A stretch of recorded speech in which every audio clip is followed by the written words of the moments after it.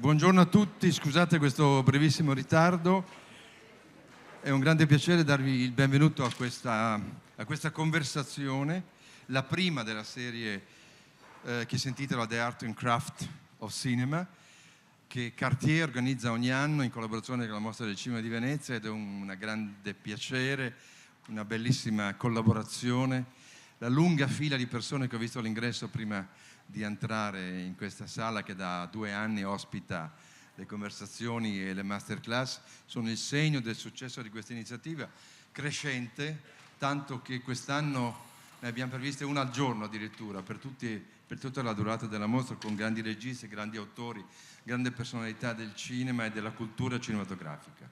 Devo fare un ringraziamento particolare a Cartier, che come sapete è uno dei nostri main sponsor della mostra, perché è un partner ideale. L'ho già detto in altre occasioni, ho il piacere di ripeterlo in questa, perché non è soltanto, come dire, un soggetto che contribuisce anche economicamente e in maniera rilevante al budget della mostra stessa, aumentando le nostre possibilità di accrescere le attività e la qualità delle nostre proposte, ma è un partner attivo, un soggetto che in sintonia totale con gli obiettivi della mostra, con le intenzioni della mostra, con le iniziative della Biennale, contribuisce con iniziative proprie come questa e altre, che contribuiscono come dire, ad arricchire l'offerta, a renderla ancora più incisiva, ad alimentare il rapporto con il pubblico, di cui voi oggi siete una parte così importante e rilevante. Quindi il mio grazie sincero a Cartier, un benvenuto alle ospiti di oggi, che come sapete sono Sofia Coppola e Milena Canonero.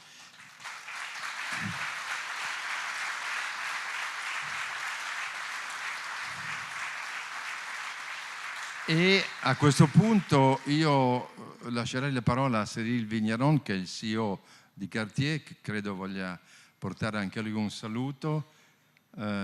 Prego, Cyril.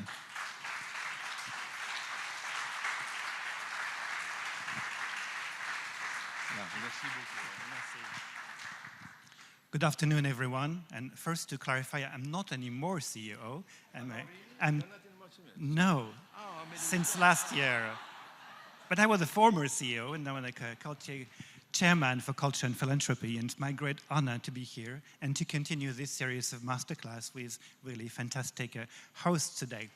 So when I thought about giving a few words, I thought, what is this relationship between costumes and cinema, but also the relationship of clothes or attires in our life? And we tend to think it's just what it is, but how much does it define who we are? Do we are what we wear? Or how does clothes play an important role, an important moment of life? What would be a coronation without the crown, without the mantle, without the dignitaries? What would be also a festival without red carpet? But does the red carpet define glamour, or glamour defined by the artists themselves? And how much do festivals pay tribute to cinema, or just to the red carpet? When it comes to movie, of course, costumes play a big role, and sometimes a lot to tell who people are, or to hide who they are. If we think about Star Wars, Darth Vader is in black, and his soul is black. When it comes from Anakin, it turns to Darth Vader, it turns black. And the troopers are white. And the Jedi hide in kind of a Franciscan monk type of attire when they go. So do the clothes reveal, or do they hide? Cinderella is revealed by her dress, but sometimes Harry Potter is hidden by his cape of invisibility. And Zorro is both revealed as a justice maker and hidden as own identity. So what are the role of clothes in cinema? If we have to make a story, if we have to make a fabric that can immerse ourselves in what the director wants to do. Superheroes are just their costumes. Peter Parker is Peter Parker until he becomes Spider-Man. And when he removes his costumes, he becomes someone different. What is the role in Sofia Coppola's movie? In fact, it's very intimate. There is a lot of detailed attention to stage something, a period, an era, and characters that at first look like stereotype. They look like others are seeing them until she kind of cracks, and she comes to reveal their truth, and sometimes also with clothes. In Lost in Translation, Bob Harris revealed his midlife crisis with a t-shirt. And sometimes the souls are very different of what they look like in The Bewildered. And in Marie Antoinette, probably Louis XVI is hiding himself, and Marie Antoinette is revealed through her clothes. So the role of a director and costume designer is to create a universe, and from that universe then to take us to some labyrinths of our own stereotypes, prejudices, to come to find people's real truth. Because Sofia is a humanist, so she's interested in real truth.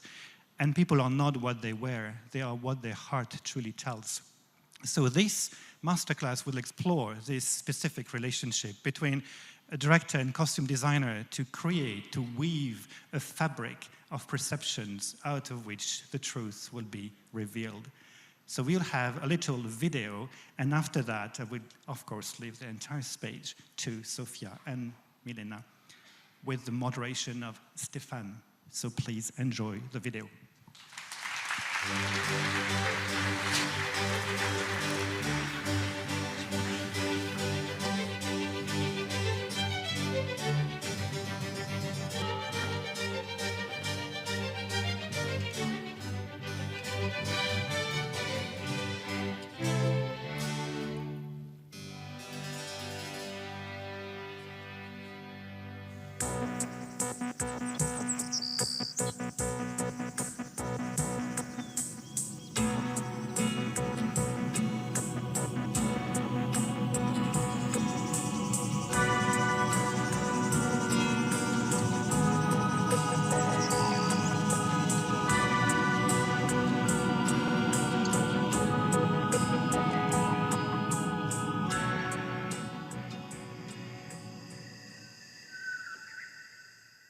Peter, are you on the football squad? No, I play, but I'm not actually on the team. Ah. Oh, I see. Not a team player. Do you like to wrestle?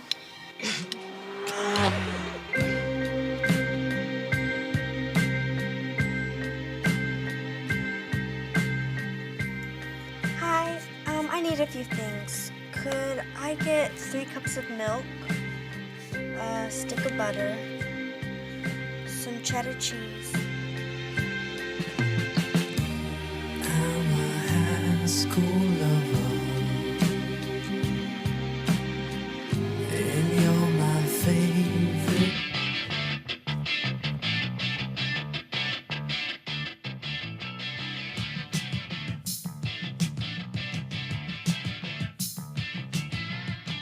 Coercion of the senses, we're not so gullible.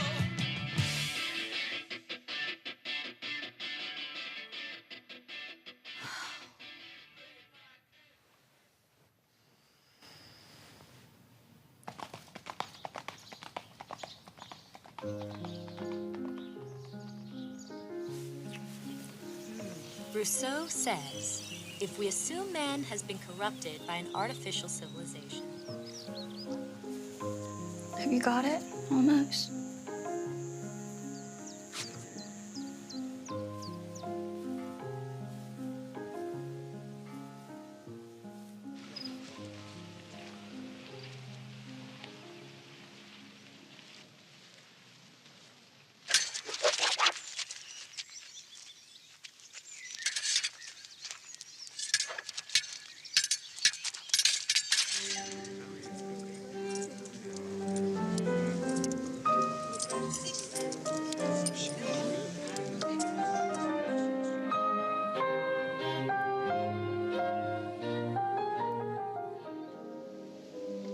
How long is it going to take?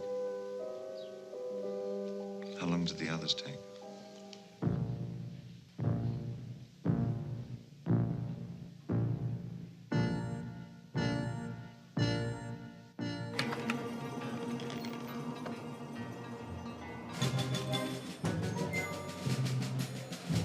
Good evening, Mr. de Gofflin Taxis. I'm Monsieur Chuck.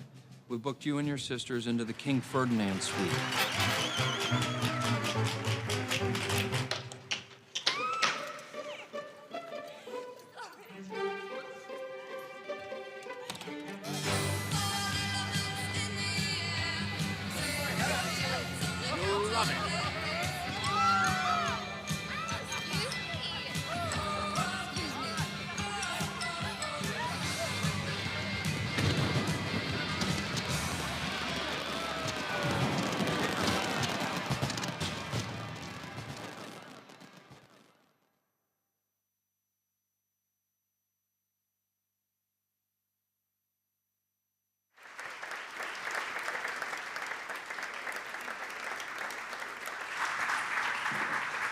Ecco, accogliamo Sofia Coppola e Milena Canonero insieme con Stéphane Lerouge che condurrà come consueto la conversazione. Grazie, grazie e benvenuti.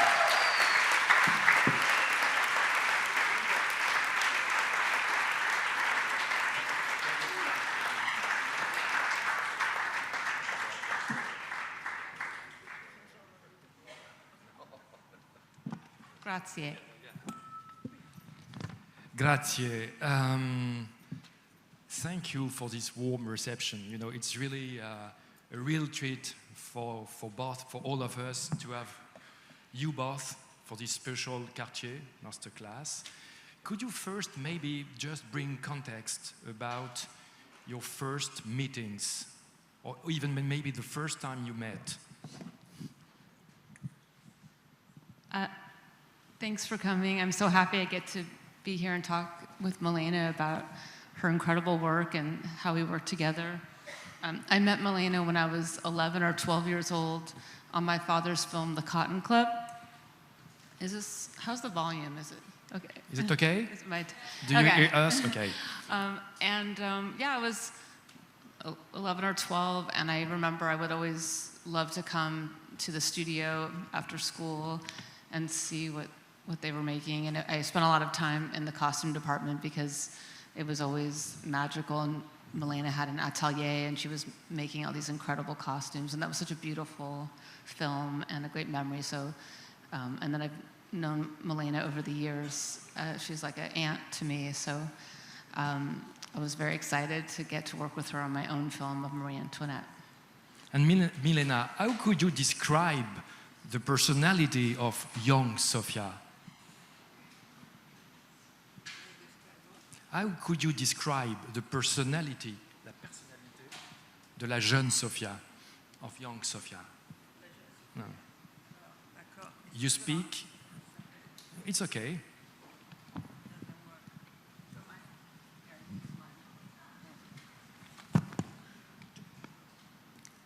Like this. Sorry. No, I'm not accustomed to be in this position. I'm usually behind the camera. I met Sofia when Francis was preparing Godfather. Sofia must have been, 12, 13 maybe. She came by many times with Gio, her brother, and Roman, and she was interested right away in what we were doing. But she was extremely kind and quiet and gentle. She's hardly changed since then, not only physically, but also her personality. And we got on very well right away.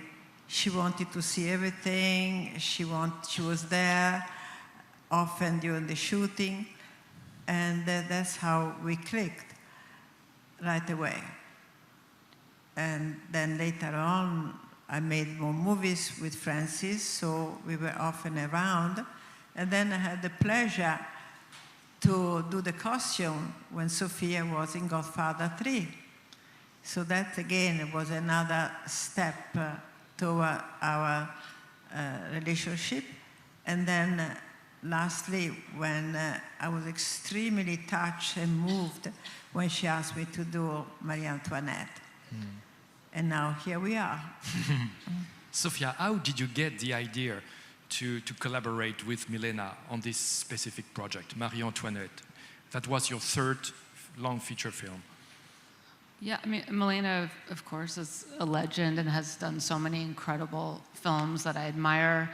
So when I was taking on such a big challenge for me as doing my first period film, of course, I knew her work from Barry Lyndon, which was incredible, but also just her approach is always really unique, and she has brought so much style to the films she did. And it was important for me that I wanted to make this period film also feel alive and fresh and not like academic historical piece. And I knew that Milena could help me make what I had in mind and bring a fresh eye to this time. So, I mean, Milena's the best, and I was just, thrilled to get to work with her on this.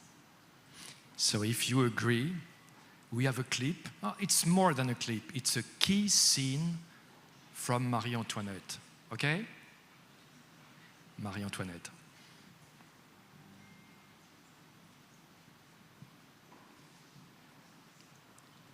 Play.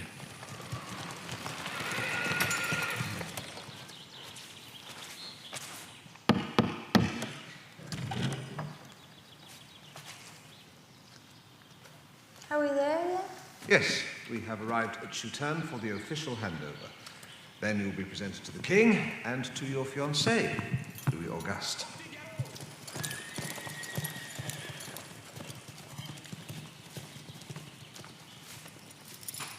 Your Royal Highness, may I present to your mistress of the household, Comtesse Noy. Your Royal Highness.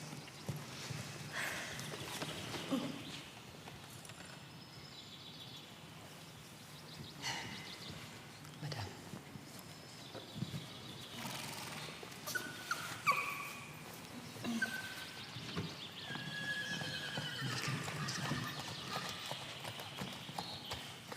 This structure for the handover ceremony has been built precisely astride the borders of the two great lands. You have entered on Austrian soil, you will exit on French as the Dauphine of France. Now you must bid farewell to your party and leave all of Austria behind.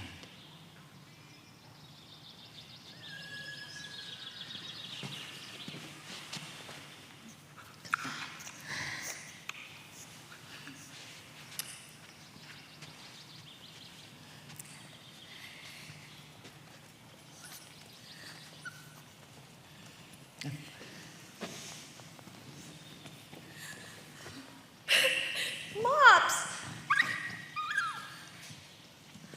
You can have as many French dogs as you like.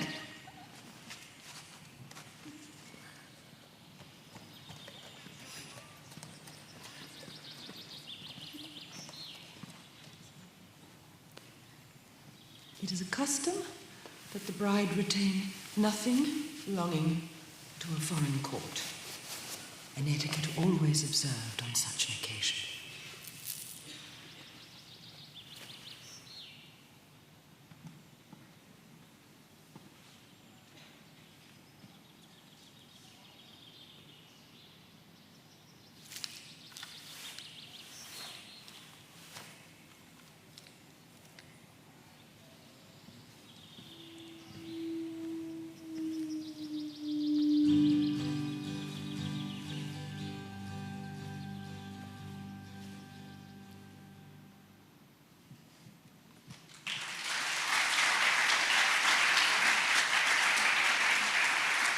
The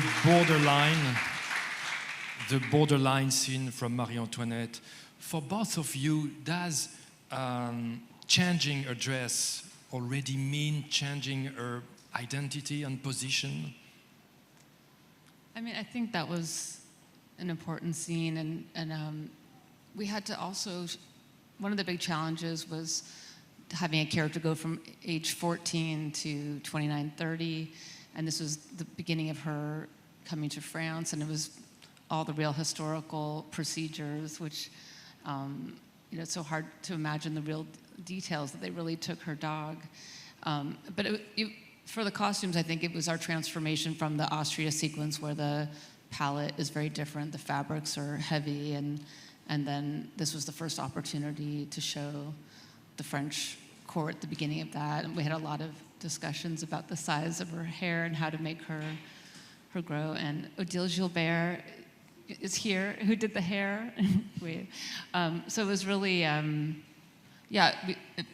this process of her transformation, and in this scene, her becoming into the French court, and the colors, the blue. Anyway, and the fabrics.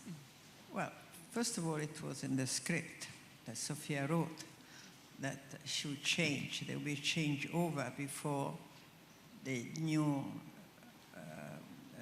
Marie Antoinette would receive this treatment. I don't know if Sofia got that from the actual ritual of those days, but anyway, it was in the script. Yeah, it was the real. the real So story. I It's really what happened. I follow your instruction. And naturally, it had to also was a metamorphosis already you could see from this young, innocent girl with long hair, you know, more casual in a way, her look, to be dressed like almost like a doll in a very formal way before she is welcome at Versailles. And also it was an opportunity for Sofia to show the hard reality that the young Marie Antoinette was going to face with the court was never very friendly to her by taking away the puppy. You know, that was a very moving moment to show that. And so it was a very, very important sequence, this one. But regarding, you know, the famous range of colors for the costumes, you told a story about, I did not really get, about a macaron box.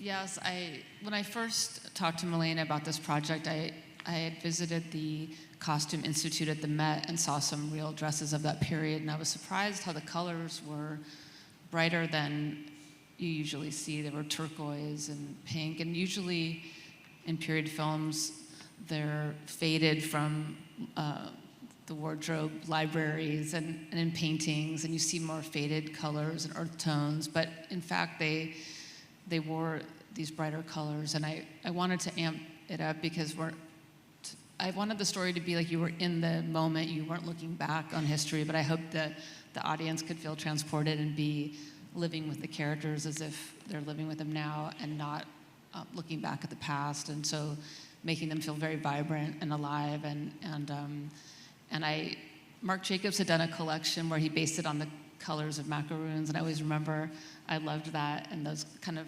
sorbet colors, and so in my references, that was one of the things I showed Milena for the colors and wanted it to really pop.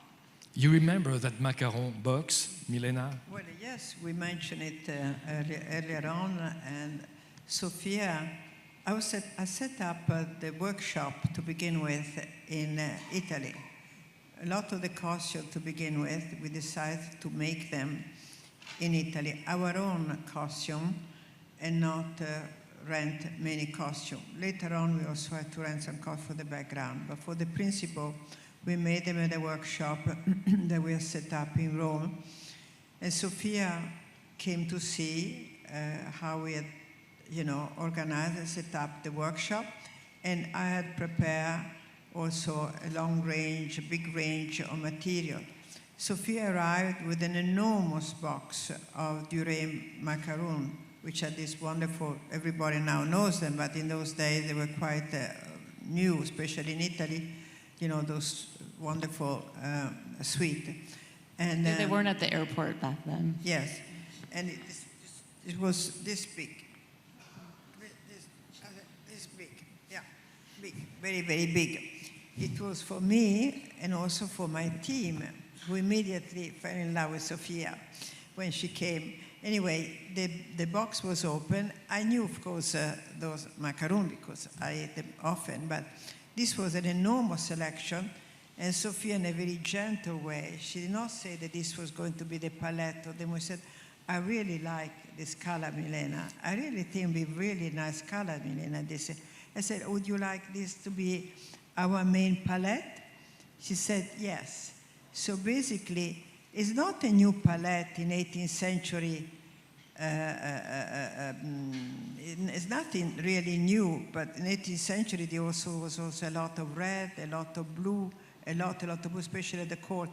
But it gave me a focus to principally focus on those colors throughout the whole range of the movie till the end, because in the macaroon you go from very pale pastel to dark chocolate, to noir, to black. So I had the whole palette that in front of me, and it was a good idea for Sofia to give me that input, because sometimes the palette, you wonder what is palette of a movie, and straight away I knew what she wanted. So can imagine the Marie Antoinette costumes would not have been the same without this macaron box, in some way. Yeah, we had a lot of desserts on set for Marie Antoinette, so there was always that. But that was one of the inspirations, and of course, her atelier was filled with every color, beautiful ribbons and feathers, and we got to really indulge in making the world of Marie Antoinette. But it always starts with a conversation at the beginning of any film, and on that we, talked about the look and the mood, and it was really important. I didn't want to make something that felt academic and like a serious period film. I wanted it to be accurate to the time, but also feel relatable to a modern eye. And so that was part of the challenge, is keeping it rooted in the real historical costumes and then punching it up. Yeah. So, I asked Milena to select a scene from a film that is dear to her. And do you know what she chose? I'm disappointed. Do you know what she chose? Yeah. Watch.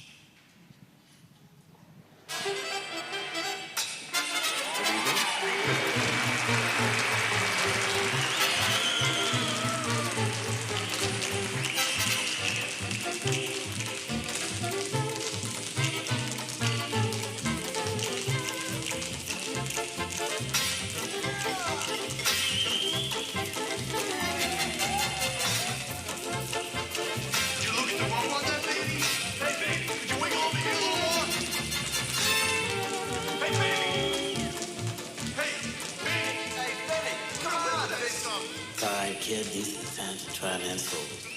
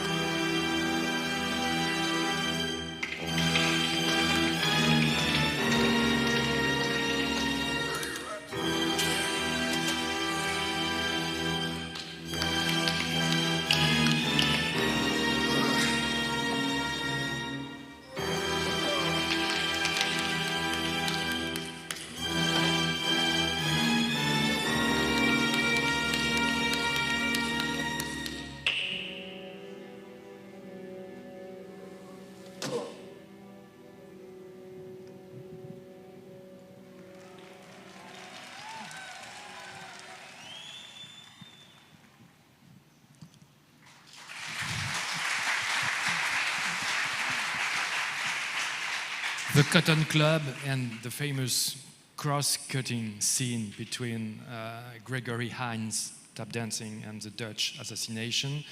Milena, why is The Cotton Club your favorite movie from your collaboration with Francis Ford Coppola?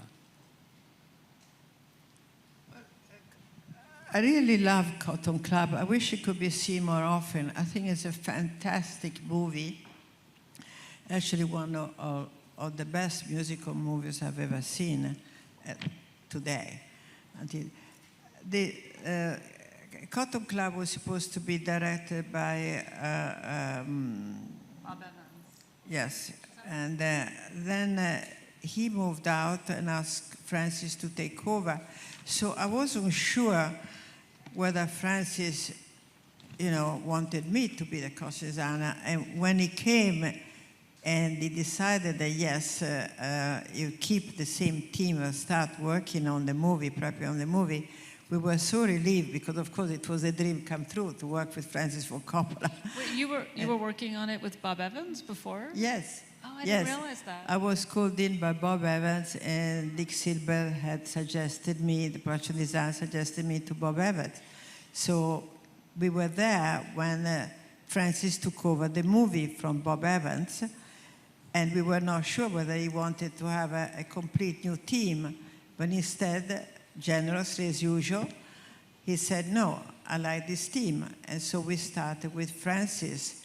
And with Francis, it was absolutely wonderful. It was a cavalcade because every Saturday he would work on the script. So on Monday we'd have as we went along, because he came in and we had to start working very fast on the shoot. He decided he didn't want to waste time, so he was working on the script while we were shooting. And he cared very much that the musical number were done in the style of the 1930. So he did fire a few people, I must say, but he didn't fire us. So he kept us, and that was the beginning of a long story, because I made Tucker, Godfather 3, Megalopolis, that I adore, and now I'm here with Sofia. So I work with Sofia, I work with Francis, and I work with Ellie Coppola, and I work with Roman. So, you know, I'm worthy to work with Gia. Family. Family. But you know, Milena, you told us that each director has his own relationship to costume design. How would you define Coppola's senior relationship to costume design? What does he ask you? No, Francis saw our research, which were very, you know, we had been waiting to start the movie, so we did not know what was going to happen. So I collected a lot of research. So he'd asked me to show him some of the research, and he looked at it, he approved the research, he approved the idea, and then we started working. And he did not want to see Polaroids of the fittings or anything like that, because I don't think he had much time. But in any case, he trusted us. After seeing what we had proposed to do after the first few fittings, he said, okay, my best pleasure, Milena, is to see the actors coming on set. So, you know, from then on, it was free-falling. And thank God, he was always happy. We never disappointed him. And I remember visiting as a kid, and it was always incredible, because it was all built on stages. So we'd come in the stage, and the nightclub was there, and all those dance sequences, you built all of them. It was just always incredible to see, to visit and see the dance numbers and all the costumes that Milena did. That's one of my favorite. And also in Cotton Club, I always have somebody really special to work with me on makeup and hair. Like Odile, who was involved with us on Marie Antoinette. On Cotton Club, I had Anthony Clavet, who was another great makeup and hair designer with whom I'd worked before. Barry Linder was Barbara Daly, and Leonard Clocker was Leonard and Barbara Daly. So I always work with great, if I can, if you know, if the production also approve, I work with great makeup and hair people so that we make a team. And, you know, I give maybe the guideline, but we are a team, and they bring so much to the head, because you cannot have the head like a decapitated head and the body walking around dressed. So you have to have something which is harmonious and complement each other. Thank you, Odile. Now it's time for Sofia's choice, inside, within Milena's filmography. And it's more than a scene, it's a very specific shot from an iconic movie, and a shot connected to another shot from one of her own movies. You understand? It's a scene that I love and that I reference, but we could. And by his own energy, had raised himself to a higher sphere of society. Having procured His Majesty's gracious permission to add the name of his lovely lady to his own. Thenceforth, Redmond Barry assumed the style and title of Barry Lyndon.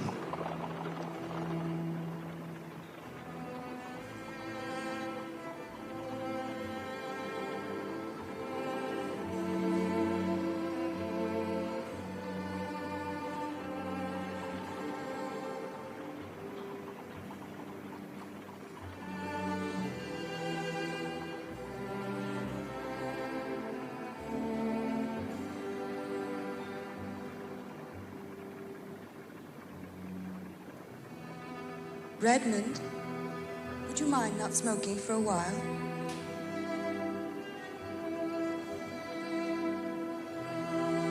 Redmond?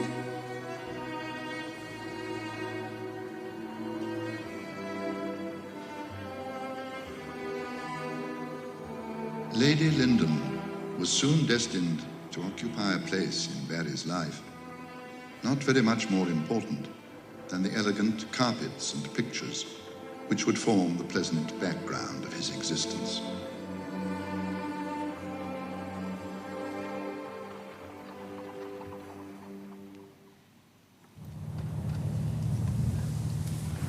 Shall we meet you in Palm Springs? I think me and the guys are gonna go for a few days just to wind down. Really? I need you to lighten up.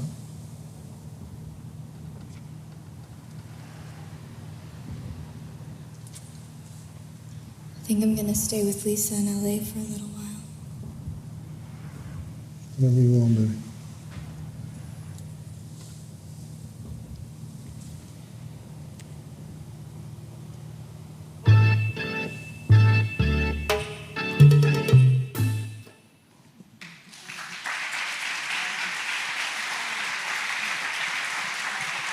So, the secret connection, the secret link, the secret thread between Barry Lyndon and Priscilla.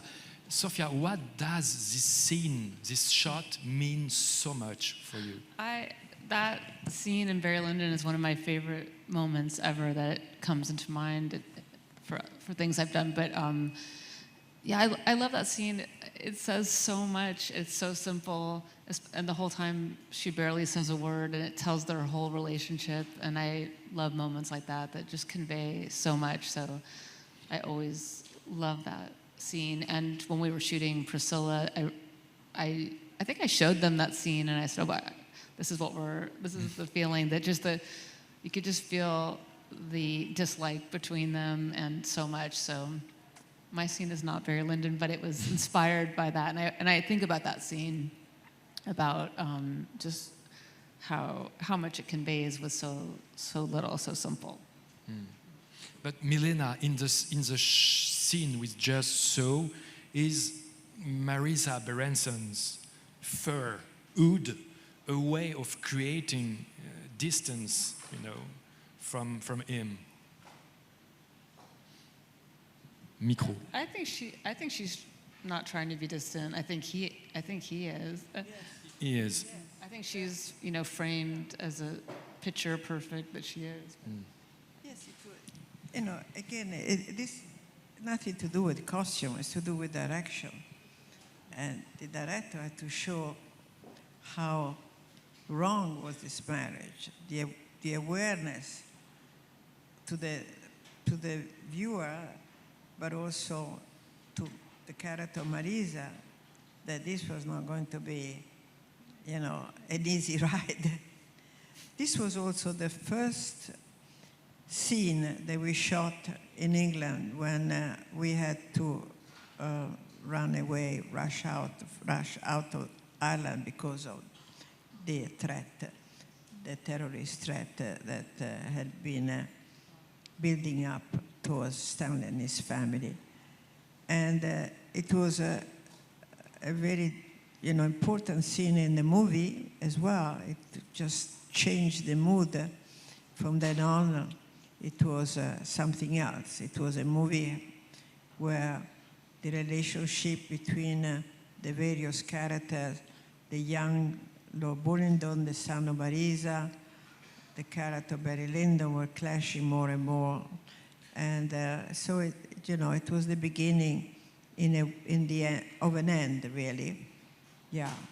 But for us, it was the beginning of a wonderful adventure in England, where we shot in beautiful houses. Mm. I feel like you see a contrast in that, the way she's in the fur. Their looks also have a contrast in that shot. Yes. You see that they're in two different stories. Yeah. Yes, absolutely. But do you think there is a connection between Marie Antoinette and Barry Lyndon? Because it's two stories about the rise and fall of a character, and one being fictional, of course. Yeah, I never thought about that side of it because maybe I'm looking at the female characters more, but he's obviously an unlikable, ambitious character where Marie Antoinette were with her in her story. But I think looking at that period and the span of time, but I think it has a different feeling. Yeah. There is another scene we have prepared for you. Watch. 2 time frames are brought together. It's a spectacular scene.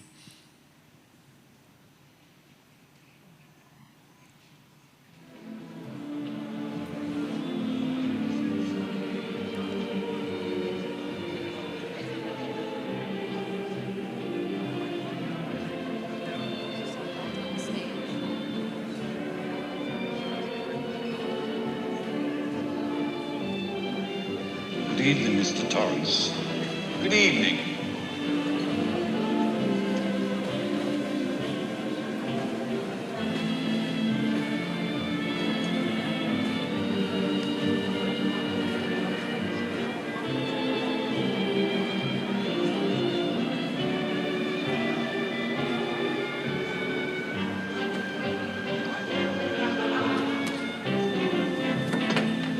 Hi, Lloyd. Been away, but now I'm back. Good evening, Mr. Torrance. It's good to see you. It's good to be back, Lloyd. What'll it be, sir? Hair of the dog that bit me. Bourbon on the rocks. That'll do it.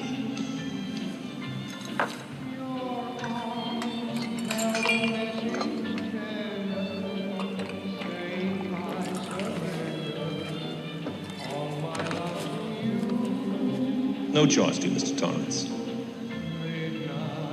No charge? Your money's no good here.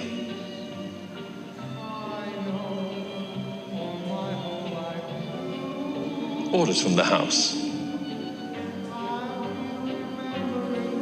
Orders from the house.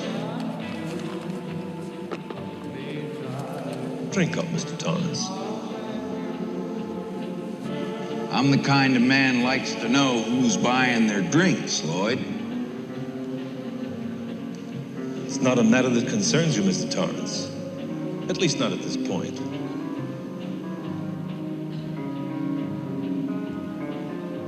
Anything you say, Lloyd. Anything you say.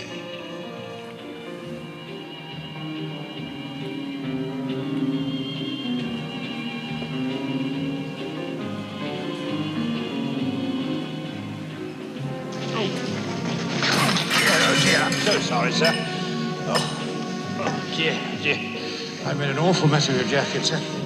Oh, that's all right. I've got plenty of jackets. The Shining,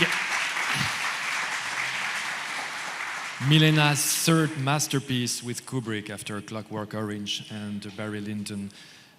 What did Kubrick ask you for this film?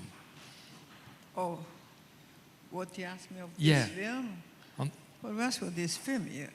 I cannot say it in one phrase. It's impossible. But he asked me very little. I don't think he asked me anything, really. He just gave me the script, and again, we got involved very early on. He wanted to make it very American, of course, and we were in England. The only thing he specifically asked me, and I got involved, in the research of the Outlook Hotel, which was an ensemble of various hotels that were photographed around Colorado and other parts of the United States. So I knew what he was looking for.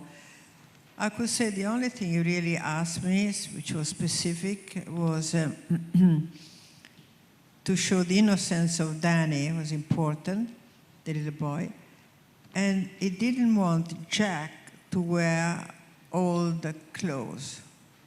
That was very specific, that his clothes would not look old. Like, you are a caretaker in a hotel, so immediately you think jeans worn out, washed and washed again, a big, heavy sweater, comfortable. That's the only thing he didn't want because, you know, he's a ghost, really. And so, for some reason, the old clothes did not click with him. That was the only thing he specifically asked me costume-wise. Otherwise, he didn't ask me for anything else that I remember. But you told a story, you know, about the actor faces. He had a special line about on a gesture. You talk about what he told me at the beginning of my career? Exactly. Well, that was a long time ago. Well, when I did Clockwork Orange, I did not know I was allowed to see dailies, or they call it rushes or daily. So I didn't go to the dailies, and because I was shy, I thought I was not allowed. So he called me in and said, Milena, why were you not there? I said, I did not know. He said, yes, of course. You have to come every day.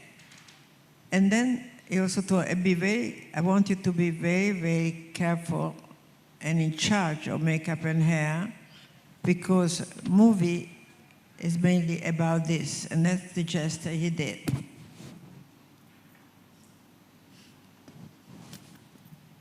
So I remember that like it was yesterday, and I remember how important it is, makeup and hair. That's why I'm a bit of a freak about makeup and hair. Not that I'm doing makeup and hair, even though I know how to do makeup and hair, actually, because I studied. I took a course for 9 months on makeup and hair, historical makeup and hair, not modern makeup and hair. Barbara Daly was one of the teachers who ran the classes, great makeup artist. But I remember what he said, and movie is mainly that, a frame of a face. We also asked Milena to select a clip from a film, from maybe one of her favorite films inside Sofia's filmography. Yeah, you look surprised. The answer is index 7 pour la régie.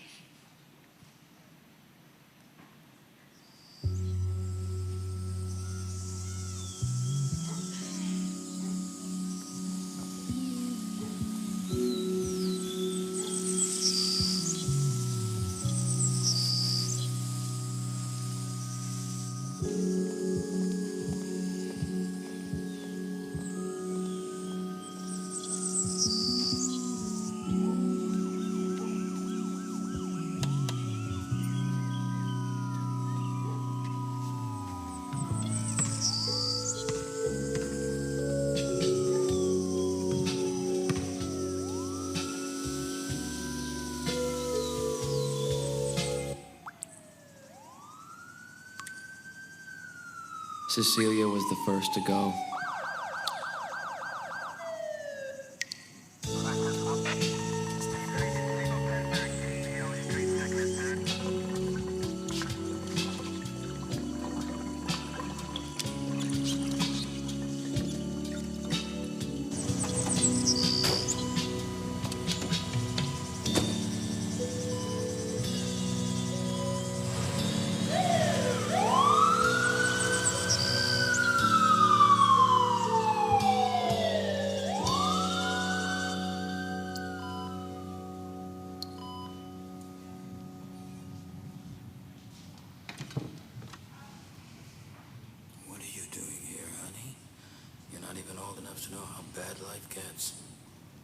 Obviously, Doctor, you've never been a 13-year-old girl.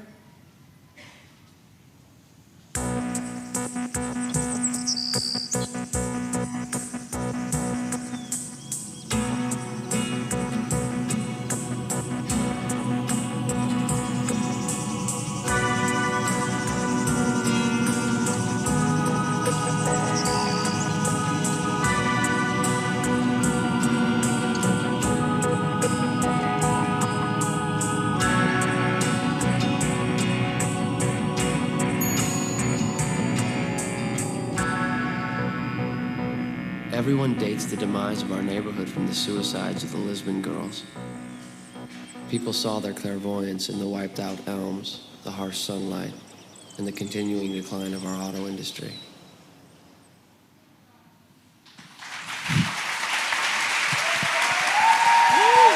Thank you.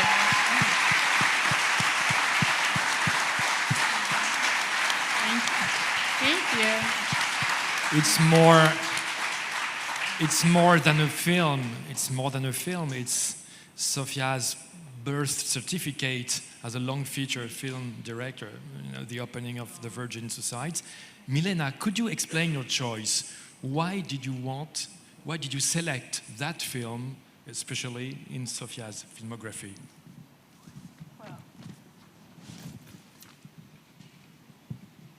Well, it's not only because it's Sofia's first film, but it's also one of the movies that I found absolutely top class, excellent, a fantastic movie.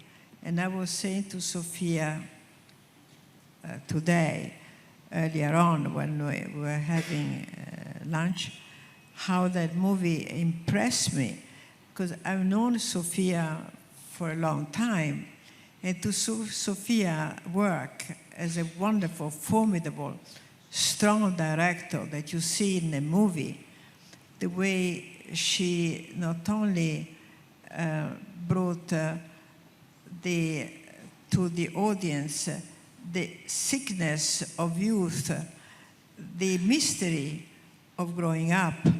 It was quite, bewildering. I knew that Sofia had also risked everything with this movie because she had written the script on spec, not knowing whether this movie would ever be done with her as a director because it was in the hand of another company. Sofia can tell you more about that. But in the end, whoever was supposed to direct fell out, and she had sent the script anyway to this production company, who read the script and basically got rid of the director because they realized that this was it.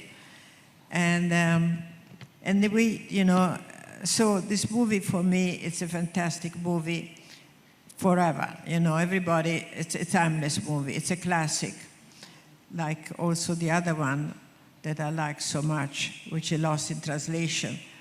And in this movie also I like so much because Kirsten Dunst is the lead actress. And then later on, I had the pleasure to work with her, Marie Antoinette. And again, she's an actress who's got an enormous range. And she can play so many different roles. And every time, they are so fresh.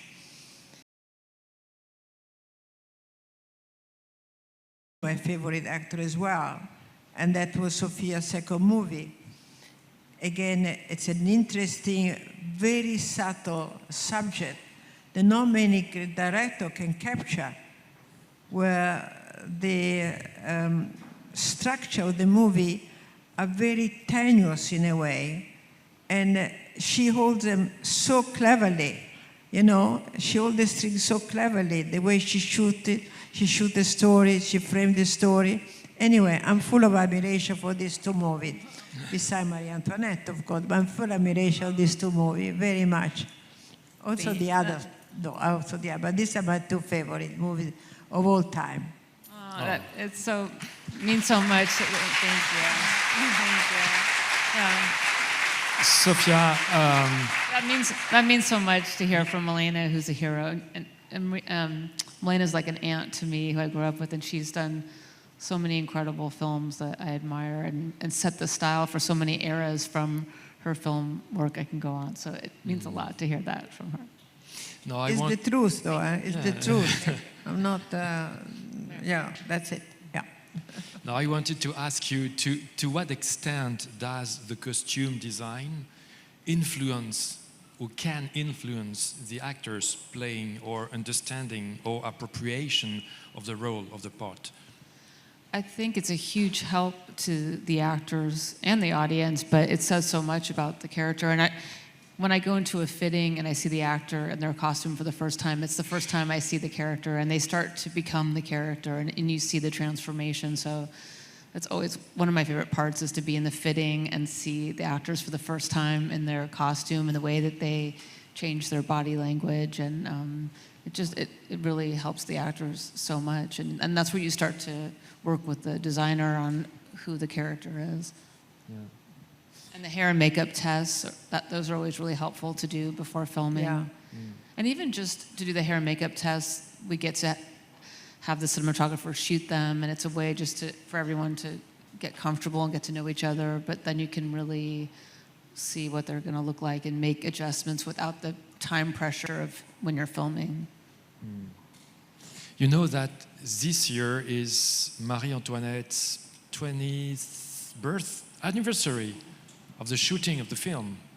So today with Insight, what does represent this adventure for both of you? Milena first. I don't like to talk about time. I only think everything is yesterday.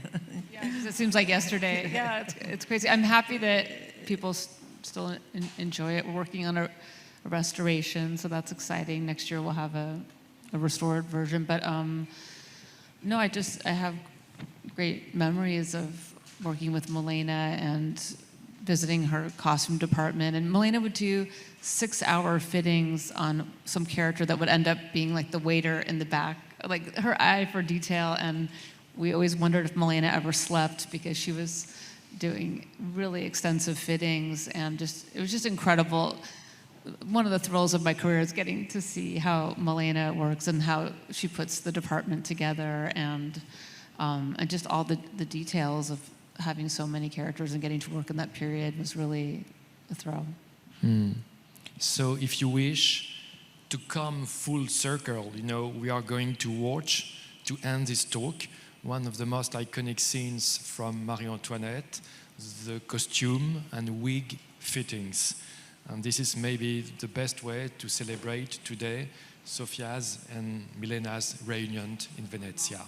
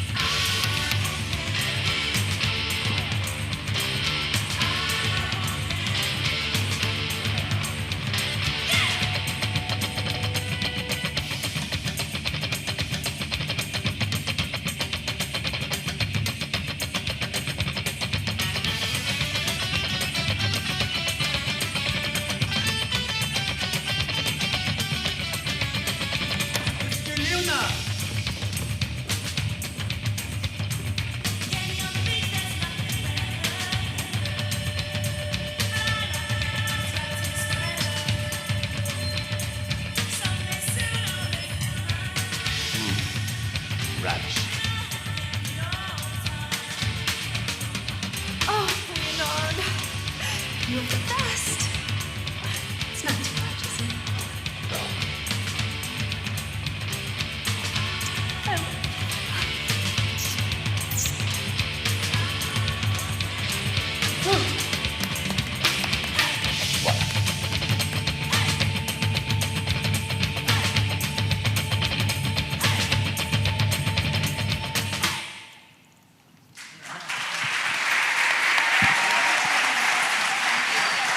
Thank you. Thank you. A standing ovation for Sofia and Milena.